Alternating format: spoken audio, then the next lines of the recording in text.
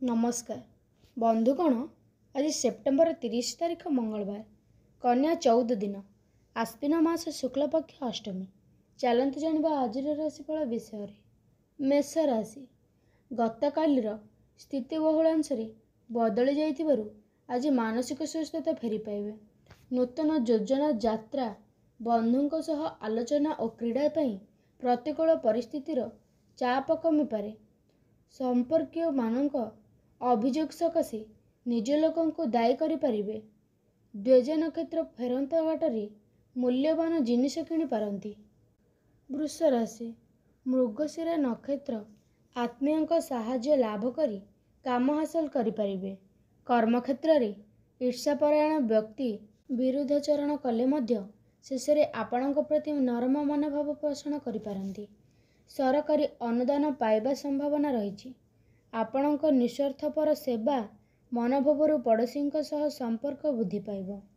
मिथुन राशि आज पूर्णवसु नक्षत्र स्वास्थ्य उन्नति, गृह शांति, बंधु मिलन जनित मनटी सुख रहिब।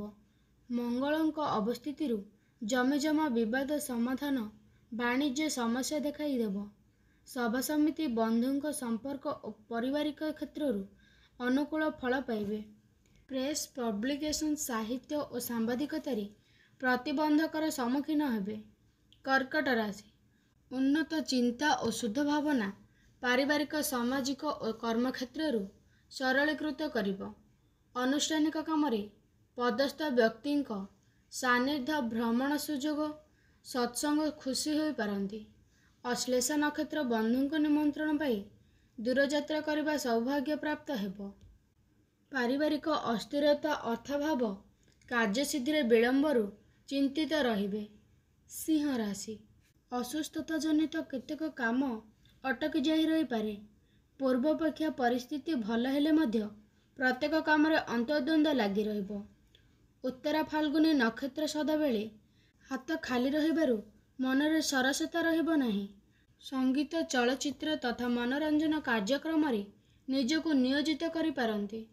कन्या राशि बंधुंक जरिया समस्या समाधान पंथा खोजिबारे सफलता हेबे। परिवार रे अर्थ संपर्क को नहीं भातृविवाद देखाई दे पारे।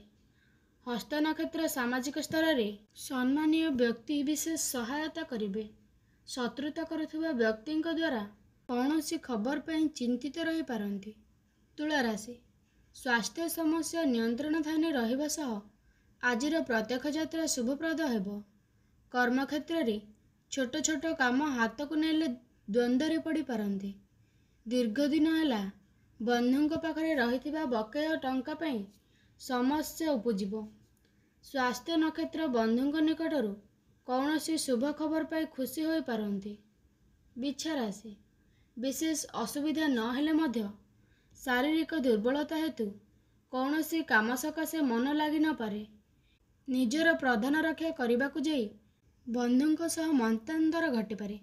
ज्येष्ठ नक्षत्र प्रतिद्वंदितार विजय और प्रतियोगिता सफलता जोगु मनटी खुशी रहिबो। प्रियजनक साहित्यरु मूल्यवान द्रव्य पाई पारंती। धनु राशि उत्तराषाढ़ नक्षत्र प्रत्येक क्षेत्र में समस्या समाधान साहाय्य करि पारे। आज अर्थलाभ, सम्मान प्राप्ति, कार्यसिद्धि हेतु मन भल प्रफुल्ल रहिबो। जेकोसी काम आरंभ पूर्व सरल विश्वास करी हैराण रे पड़ी पारंती। शारीरिक सुस्थता फेरी पाइबे किंतु बहु हैराण हेबाकू पड़ी पारे। मकर राशि श्रवण नक्षत्र विवादीय घटना निर्माण और परिवहन क्षेत्ररु संतोष लाभ करिवे। केतेक काम सकाशे अन्यर साहाय्य नेबाकू बाध्य हेबे। भूल बुझाबणारू दाम्पत्य जीवन रे मनांतर सूचना रही। परिवार रे केतेक भल काम कले मध्य प्रशंसा बदल रे अभियोग पाई पारंती।